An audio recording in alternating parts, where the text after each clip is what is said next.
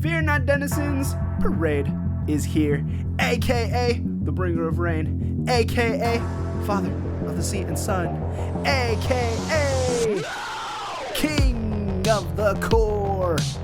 And I am here with none other than the host of the Celebration Cantina on YouTube, Uncle Sheev on twitch.tv, aka the Wizard of Oscars, Eli from the Fan Awakens on YouTube and Instagram. How are you today, sir? I'm wonderful. I'm wonderful today, and I'm excited to talk about this fourth episode of 8. How are you doing today? Thank you for that intro. It's wonderful as always. Of course, and thank you so much for being here. I'm doing great. I'm excited to talk about this episode 4, which was called Can't Say I Remember No Atten. Yeah, you know what I mean? Shout out to the wonderful Nick Frost. Before we get into our review, let's do some housekeeping. You can find Eli and the Fan Awakens stuff on Instagram, like I said before, in the description below, and YouTube, and your blog post about movies. We call him the Wizard of Oscars because he is doing his Oscar rewatch. So stay tuned for his reviews on those and what predictions he has for what will win awards. And is Wicked still your what do they call it, racehorse for Best Picture? So it is, but that can change because I think its main competition is The Brutalist, which I haven't seen, but it seems to be cleaning up. I probably won't see it until next month. So until then, still repping the W here. Unlimited. And also, too, stay tuned. We will be doing a Wicked review. You should see that in a few videos, so tune into the reigncore YouTube channel and look at the links, because there is reigncoreclothing.com where you can get cool shirts in Star Wars universe and Lorcana and more coming in 2025. Any shirts as low as $20, $19.99 on reigncoreclothing.com, and Etsy, where you can get awesome nerd stickers that me and my niece have put together. Please support those. You can see those in the link. And on Instagram, you can see cool looks for costumes and updates on what we're doing for Star Wars Celebration. We are getting real close. By January, it will be 4 months until the great voyage across the pond to the east. So we're very excited about that. But we're here to talk about Skeleton Crew Episode 4. Eli, search your feelings. What did you think about this episode? You know, I continue to appreciate that this show is moving along. Okay. You know, we're not really wasting time. We're not really having filler episodes. I thought that there's a few things that are probably undercooked plot-wise that feel a little rushed, but I think this was, I rep Neil Nation. Neil for Neil. Always on my sleeve. And I think this was a big Neil episode. So I was pretty happy with that. I will say it was nice to further the mystery, right? We opened to this At Achran-esque planet that's clearly not At Achran. Yeah. I was into it. I think that the middle of the episode, some things happened quite conveniently without much I don't know. I think this show could benefit from being 15 minutes longer or 20 minutes longer even, just to flesh out the story a bit more and how characters get where, and it feels like they are kind of skipping along a bit. Yeah. Which I don't want to be too nitpicky with, like, I'm going to complain about it taking too long to get there and then now it's moving too fast, but I do think that even 10 minutes just to, with Jod Nanowood and our droid friend, I think they could have spent a little more time there.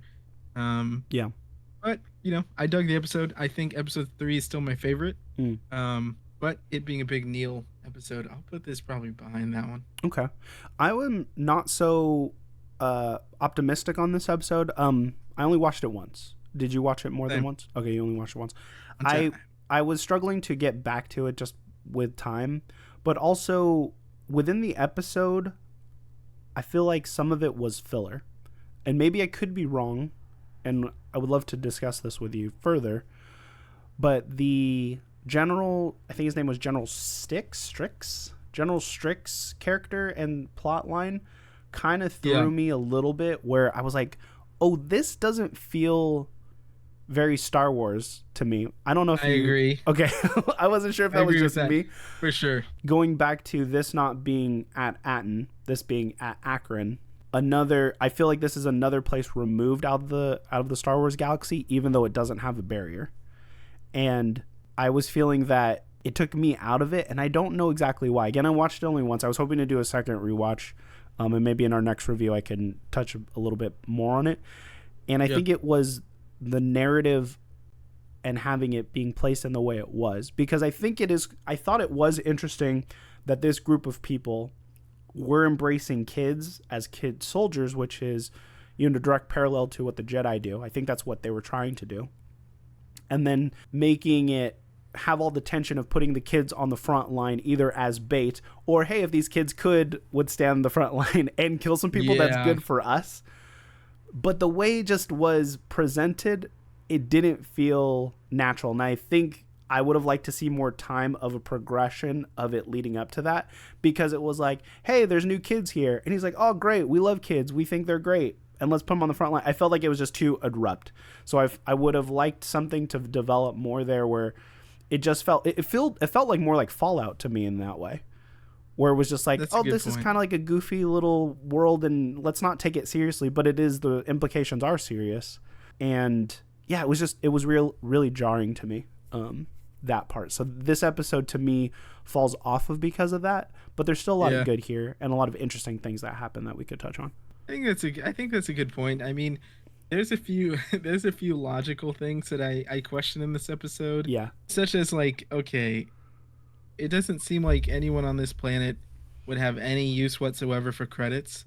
Right. So why would trading credits for these animals, you know, make any sense? Why wouldn't they just take your ship? Correct. I was like, okay, that doesn't make any sense at all.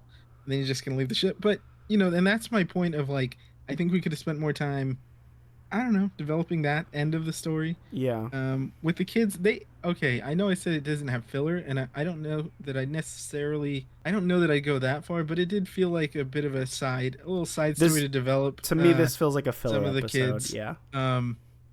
Like Neil definitely had development, you know. Yeah. I still think Wim, they kind of try to give him a little thing at the end, but it's just not enough for me. and even that dialogue didn't make any much sense not. for what was happening. No, it didn't. So Wim is my only outlier, though, character-wise. Sure. Still, I'm cool with pretty. I like where all the characters are going, more or less, and I think that there's something going on with KB, which I thought we were gonna maybe find out she was keeping in contact with Kim or something. Or, I don't know what. But I do think that you know, I let some of those middle of the episode lulls, I guess, go kind of to the wayside. Yeah. Because I love that little blue guy. You're just enamored by Neil. I mean, blinded Neil's great. by my guy. Yeah.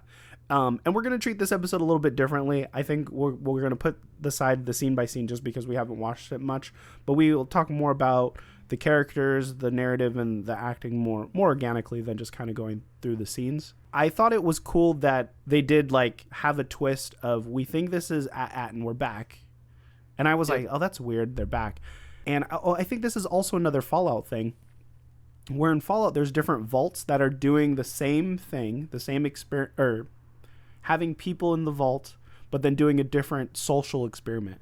And what I'm gathering is from these planets, that's what they're doing. It's like, oh, these planets are set up the same, but who can actually survive whatever social experiment we put them in? So I think that's probably why my brain went to Fallout also too, because it's like, oh, here's another planet.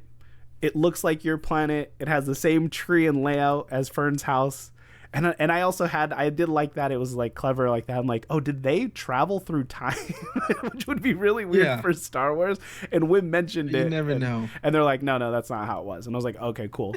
And so I did like that. I thought that was interesting. And then I liked the costumes of the kids that they introduced. I'm like, oh, cool. Children soldiers. We have a foil to what our skeleton crew, they're, you know, clean for the most part and looking for adventure, don't know anything about war. And then you introduce these other kids, Lord of the Flies style, and they're trying to survive.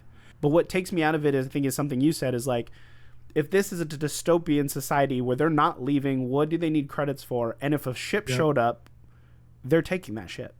They're taking that ship. they're taking that ship.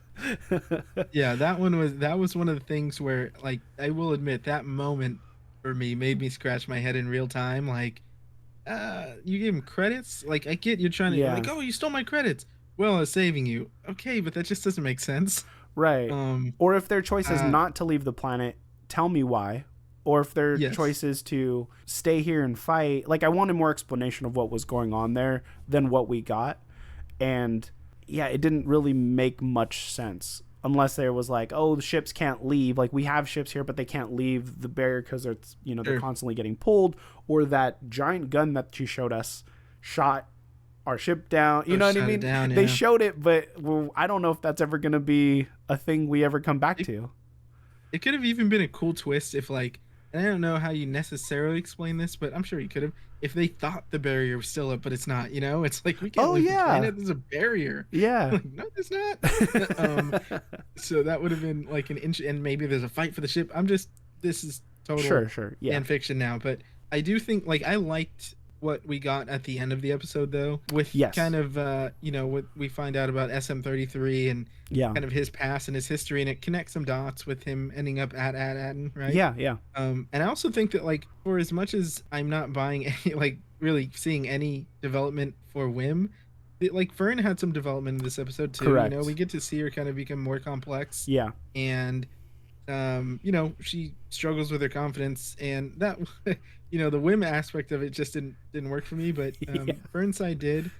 And so we'll still see, but I do think that while there's probably a lot to be desired from like a story perspective in this episode, and a lot of conveniences and things that don't necessarily make sense. Yeah. At least the characters had progression, some Sure. of them. Yeah. So I'll take that, but you are right. I do think that it did feel very Fallout, or even like, not to spoil anything. No, we There's can talk a spoilers. show called Silo. that Oh, I've you're talked talking about a different before, show. but it's just like Fallout, but Okay. kind of does Fallout better than Fallout a Oh, little interesting. bit. Yeah. And I did think about that a little bit as well. But yeah, it didn't feel very Star Wars. I did think, to your point, the costume design was really cool. Yeah. And the girl, I forget her name, but the main girl, child soldier, Neil's friend, Hena. she is the queen of unnecessary flips and slides. I was cracking up. She kept sliding and then doing like a flip, and I'm like, what are we doing? She's just trying to show off. I'm like, kids do that. You know, it's funny. That came up in the Burgundy Squad chat. Like her unnecessary slide. That one was the most unnecessary because she grabs onto this like bus looking thing and kicks the door. Yeah. I was like, kicks it down, sure. And then she does a slide, and then she's like, we gotta go, which was unnecessary. But I like the flip after her interaction with Neil. She kisses him on the cheek, and then she runs, and then she flips. Yeah. To me, I was like, if I could flip like that in front of a girl I liked, I'd be flipping all day, you know? That's what I'm saying. So- Like, it is an unnecessary, and she did like 2 unnecessary things other than that. Yeah. But like, it is some things that kids just like, oh, this kid can flip. He's gonna flip. Yeah. She's gonna flip. Whatever the case. Yeah. But it did crack me up. Yeah, and it didn't bother me. I know it would probably stick with people a little bit harder than that, but to me, it didn't bother me. It didn't bother me either. I liked, going back to the costuming. So they showed them. I thought was cool. I really liked the Hatton army, the other side, because they had like more trooper stuff. They had a tank that looks like the Separatist, the battle droid tank, which I thought was cool. Hey, maybe that's a thing, No, maybe there's something there. Yeah, I mean, I predicted, or not predicted. Rumor was saying that the one I liked was these 3 planet, or all the planets here are Separatist led, or there was technology of Separatists there. Yeah. So I really like that. And then shout out to Eopes from episode 2. Those were mostly on Naboo and Tatooine, so they're actually here. But I'm like, what are you guys doing with these Eopes? You milking them? What are you guys doing over here? you eating the meat? What's going on? I don't know. They're just grazing. But yeah, like when we get into some of the protocols things with SM33 is a little wonky and confusing with, it seems like Fern is the captain. Then is she really the captain with, I guess he got some deep codes in there. Yeah. But it gave my boy Neil some time to shine. I did like though the reveal of and I questioned that was like halfway through the episode, or maybe in the beginning. Like I feel like this is a C3PO thing with an extra step of like, oh, I can't, this is Sith, the Sith language. Yeah. I can read it, but I'm not allowed to. It's not in my programming. Yeah. And I was like, I feel like this guy is just saying I can't. What is it? What was his line he kept saying? He The said, title of the episode? I can't say I remember no at. Exactly. And I was like, he keeps saying I can't say. I'm like, I feel like he's being restricted. Yeah. And it turns out he was. Yeah. But it was a good reveal. I think once they saw that the At Achran brick, whatever, was slashed away. Yeah, with, yeah. The gatekeeping that. The address. I really liked it too, and the way the scene was shot, because they had a cam in front of him, and that was a different kind of like angle that we haven't really seen in Star Wars, and it made me feel uncomfortable. I think that's what you're supposed to get, and then him going after the kids. I thought all that was really cool. But before we get to that part, I do like the Fern character development in this episode. So I feel like Neil and Fern were the ones that are getting their character development. I feel like in a future episode, Wim will have something. I hope we're halfway through. It hasn't happened yet. I think so. We're gonna get more Wim stuff. I promise. But I don't know. I can't promise. But I feel like you could even have given some of the stuff to Wim in place of what they did with Neil. But before I get to that part, Fern's development was really cool because she harkened back to episode 1 where she was talking to her droid in her house and says, "Hey, override this. Let mom know that I've been here the whole time." So that was a callback to that. And then her having some regrets about feeling uncertain as the captain of the group and, like, how did we get here? We're never going to get home. I do feel that Wim's portion, he didn't really lend anything to it because he was like, "Hey, captain." It was like a weird, I don't know if it was delivery, but I think the intention wasn't written well enough to spark her back into being motivated again. Because if it comes up, I hope she doesn't go, "Hey, thanks for the encouraging words for me to figure it out." I felt like if we're going to go back to that, it feels a little flat. But I think narratively where we are at, I'm ready for the next episode. But going back to, I wish instead of Neil being too afraid to be on the front line, I wish it was Wim in that position. Yeah, I could see that. Because Neil still was able to have his hero moment at the end of the episode. So I felt like he got 2. And you know what? To be fair, that would make a lot of sense because Wim has always been very gung-ho, act first, think later. But he hasn't he has been, okay, that's not fair. Episode 2, they get into some danger. Yeah. They get shot at even, I think. But it would be different. Maybe he does have some sort of second thought as he's, being pushed forward as the front of the front line. Yeah. That would be interesting. Or even there was a scene where he's like, "Oh, watch this," and he takes the gun and he like upcharge, like he turns the power on it more, and he shoots and he goes back. Even in that scene, he could have potentially got someone hurt, one of the other kids, and then one of the other kids could, like Fern, could have been like, "Yo, you have to be more careful, and this is serious. We're not. This is not a game. This is not a story. This is real life." And like to have that moment, I think we could still have it eventually. I just wish they took advantage of it here. I will say, to this point, I still believe you could take Wim out of the show and nothing changes. He doesn't add anything to the show. Yeah. I'm not going to hate on the kid. He's fine. It's just like the way they've not done service to this character being in the show is a little interesting. But I could say the same thing about KB in this episode, where it's like, did she really do anything? No. Yeah, but I mean the whole show. Right. The whole show, I don't think Wim's done a thing. He touched a button. He touched the button and got him in this mess. It could have been a frayed wire that sparked when they were rummaging around. So I do think that they got to give him something these last 4 episodes. I think they have plans to, because you can't make him pretty much the de facto main character, right? Because that's what they started in episode 1 is his house, his dad, and him putting them in this predicament. I feel like as a show, once we get to the end, I think we'll have more of a story for him. But right now, I can't disagree with you because what we've seen so far is very Wim-less. He's all like touching goop and stuff. I'm like, don't touch the alien. It just feels goop. like he's like if you got to be in the show, like as an audience member, but you don't actually get to touch anything or talk to anyone. You're just like, wow, this is cool. I'm in the ship. I'm in, like, it's just the silent protagonist. You're interacting with the other characters and choices, but you're not saying anything. 100%. That's what it feels like. But so we'll see what they got for my guy. Not my guy yet, but I thought it would have been cool if when Jod and SM33 came out, and he's like, "Oh, I recognize these guys." And when they arrive and reveal that, oh, we, here's your Iope's back. We just gave him a few credits. I was hoping that there was more of a battle and like they like just killed all those guys. I thought that would have been way cooler. That's what I was thinking too. Like, well, at first I'm like, okay, are they gonna now emerge from the fog because they actually got captured, right? Or are they gonna be like, we killed them all, or whatever the case we find out, Yeah. But then, and that's one of the things that was my underwhelming thing. Like, oh, we paid him. Like, all right. Yeah, with your money. But I mean, if it's his character, right?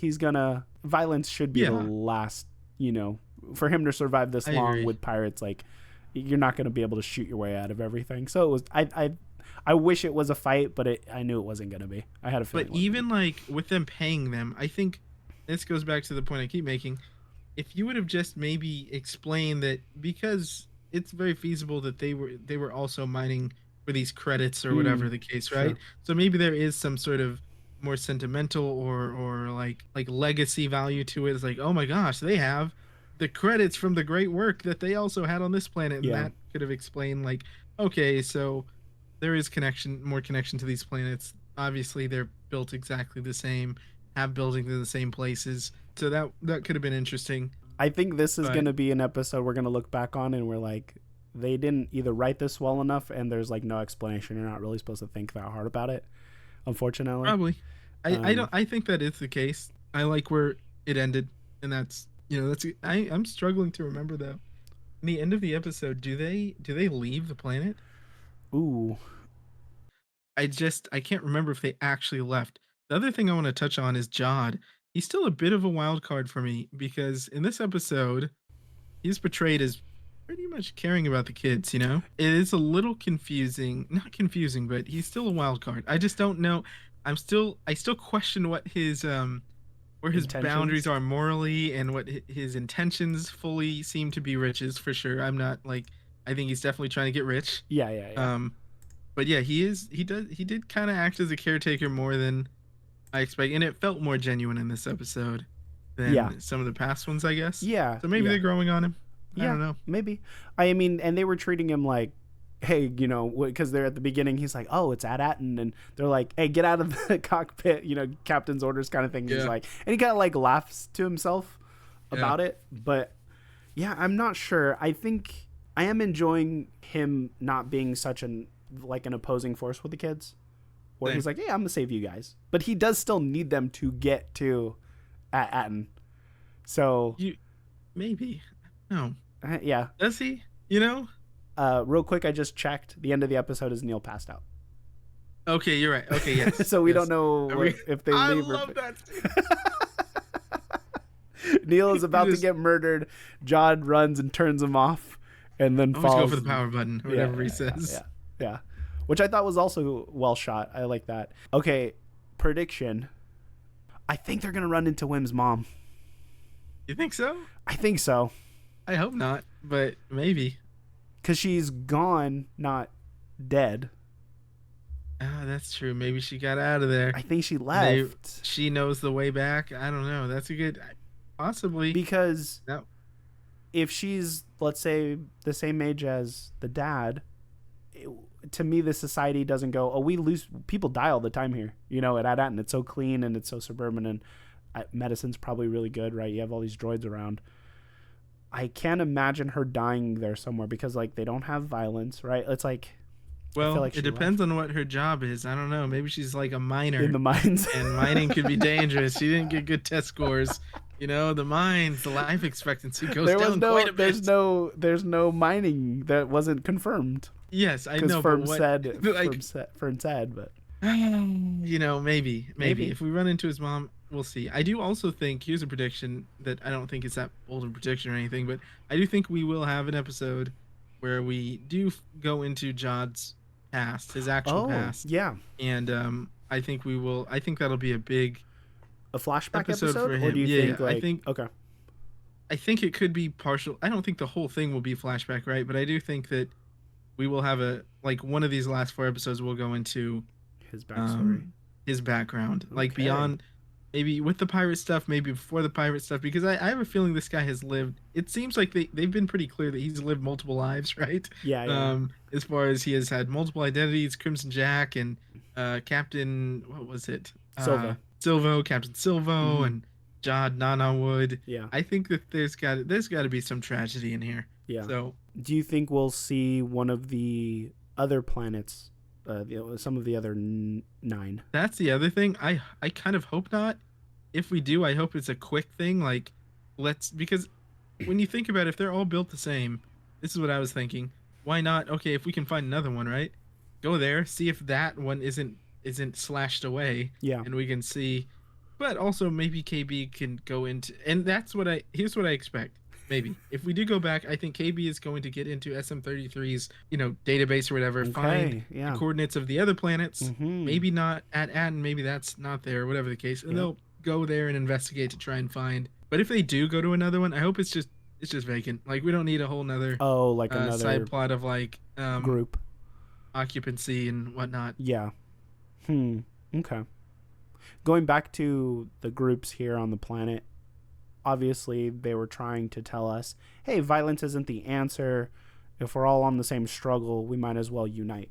It would have been cool if they're like, I'm surprised you guys didn't take our ship, in a dialogue. And they're like, oh, well, no one here knows how to fly. And then it's just like, oh, okay, well, maybe, then perfect, right? Like, and then we can just like skip over that. But yeah, I guess, yeah. But yeah, I think it does. Yeah, it's so interesting because I do want to know more, but I also don't. Sure. Yeah, like what you presented, I have questions, but I don't want more time from the skeleton crew to investigate this. So we could just move on. Do you think that the next episode will be like, oh, we're back in space and at the next planet, or do you think we'll still be here on this planet, Neil waking up and them leaving and saying goodbye? Because I feel like they already said goodbye, so I think we'll just be in space. Yeah, I think we'll be in space. Maybe we go to... I wouldn't be surprised if we end up on another planet. I think that's what they'll probably lead to. Because they said there's coordinates on the other ones, right? On all the pillars. Yeah, I believe so. Yep, they got the other coordinates. So they have that. That would make sense to go find... And maybe they didn't break them all. I have a feeling they did, so maybe it's in these 30-minute episodes, maybe it's like, oh, here's 10 minutes. We show up to this planet. Oh, it's gone. Let's get back on the ship. And let's go to the next planet and see if that's gone. You know what I mean? 80s montage of... Yeah, pretty much. 80s montage, yeah. Rocky IV montage music and all that. But I don't know. I think that, we have 4 episodes left. Plenty of time. Oh, here's a question I have for you real quick. Yeah, please. Before I forget it, because I was trying to remember. Do you think we will run into any characters we've met in this Mando verse in this season? You mean like someone from Mando, Ahsoka, any of those shows? You know what I mean? I'm really hoping still to see Hondo Ohnaka. I think that should be the odds-on favorite. That should be. It just makes the most sense. It makes the most sense, right? Where they'll run in. It's the next planet they go to. This is what's gonna happen. The next planet they go to, they're gonna run into him. End scene. Then we're gonna go into the next episode with him, where he's gonna put them in a predicament, right? Yep. And they get out of that, and then somehow Hondo has the coordinates. He gives them the coordinates. Oh, my friend. Actually, the whole time I had the coordinates. That gives them the coordinates to Achran, and then they get back to the planet. But my question is, what is going to be the conflict when they get back to the planet? Because the show is let's get home, but there has to be a consequence for this to move forward. So I have a random prediction. Yeah, what's that? And it's not something that I feel that strongly about. Okay. But what if who's the governor, or who do they call him? The person on At Achran that the parents are trying to speak to. The supervisor, I think is supervisor. Yeah. Okay, what if that's the captain of that crashed ship? Or what if that's because nobody knows who they are. All they're doing on this planet is analyzing money or whatever. So maybe it's just piling money. So I think that's an option, and I think that there could be a conflict that's sparked by the parents before they arrive. So there could already be conflict on the planet, of At Achran. I just thought of something juicy. That you only hear on the reigncore YouTube channel. The supervisor is actually played by Sheev Palpatine himself. No way. McDermott's here. McDermott. And he's like, he has a white mustache. He's a good version of Palpatine. Or, quote unquote, the good version. They cloned him, and he's back to normal old Sheev. He's normal Sheev. He's young Sheev. He's got brown hair, and he's got Wim will watch your career with great interest. Yeah, I want something big like that. I know we're not going to get it, but if it was an Operation Cinder thing, I think that would have been a perfect opportunity to go, oh, there's a Palpatine running this one. Yeah, I mean that would be pretty crazy. That'd be fun. I think that the biggest chance we have is just that they're funding the First Order, and it's like some, I don't know who in charge. Yeah. Like I think that's the biggest chance. Like that's the biggest possible reveal I feel like we can get, unless it's somehow tied to like Tarkin has. Because if they are connected in some way, because it's still under that timeline and banner, or Thrawn thing actually. That's what I meant. So I said Tarkin. I meant I was like, Tarkin's not alive, but Tarkin's dead. He revived too. Somehow he also returned. It's CG Rogue One. Tarkin. Yep. Yeah, Thrawn. But if Thrawn is in somehow, using this to fund. Whatever. And now he's back. I don't know. Yeah, that's actually a great point to have it be a Thrawn thing. I just thought that's a good. That's and then good Thrawn one. Can connect to the sequel trilogy, right? With the First Order and stuff like that. Yeah. So we already know that's like a thing to some degree. So I think that would be a reveal that I'd be happy with. I wonder. Yeah, but I'm wondering if there'll be a recognizable face here. I hope so, but I don't know. Yeah, I'm going through my Rolodex of characters who could possibly be the supervisor. I mean, it could just be another droid. It could be one of those tactical droids, the ones that command usually. That would be fun. I'm trying to think of anyone else in the Star Wars universe, maybe from Rebels or Clone Wars, who could be, Clone Wars, it could still be someone from Clone Wars. But yeah, I think that our best bet is it's a First Order funded thing. Possibly a Shadow Collective, I think. Maybe one of them could be there. Like Hux. General Hux had a brother. Yeah. And they showed him in the Shadow Collective because there was like. Well, that was his dad, I think. Was it his dad? Oh, okay. Yeah. Okay. So maybe his dad. I don't know. Someone in there, maybe in that room. Sure. I wouldn't be surprised, and I think that that's a way to connect them. And also, I think that it could gut if we are going to develop Wim at some point. It could gut him to know that the opposition of the Jedi and all good is running your planet, your home. Yeah. That could be pretty gutting. Because I could see them going end of the episode, like Wim goes, oh yeah, and here's John, and he knows how to use the Force, and they're like, oh well, we gotta kill him. And then he's like, wait, what? It's treason. And then it's treason. Then it could also be Thrawn's lieutenant. I forgot his name, but he was the one with the mustache talking to Moff Gideon. And in the books, there's a lieutenant, and we don't know where any of these Shadow Collective people are. So I think that's a great prediction. Probably the best one we've come up with so far. Probably the most sound. But real quick, what are your guys' thoughts on this? Let us know in the comments if you have a different prediction. Please. If you think we're crazy, let me know. I'm curious. That too. And hit that like button. We want to hear your thoughts. Like and subscribe. It helps out the channel. We're slowly getting to 100. But yeah, I'm excited to get more. We have 4 more episodes, so another month of Disney Plus at $16.99. They took my yearly deposit out. Those jerks. You're paying a little less, which is good. I don't know. I feel like slowly they're outpricing everyone from all these streaming things, and I agree. It's not a good look. It's not a good look for them. Where can people find you, Eli? You can find me everywhere at the Fan Awakens and everywhere at Uncle Sheev. And you can find me at reigncore on Instagram and mostly on YouTube. And with that being said, thank you so much for being here and joining us on this review. And I hope you all have a great rest of your galactic day. Punch it, Chewie! Boom!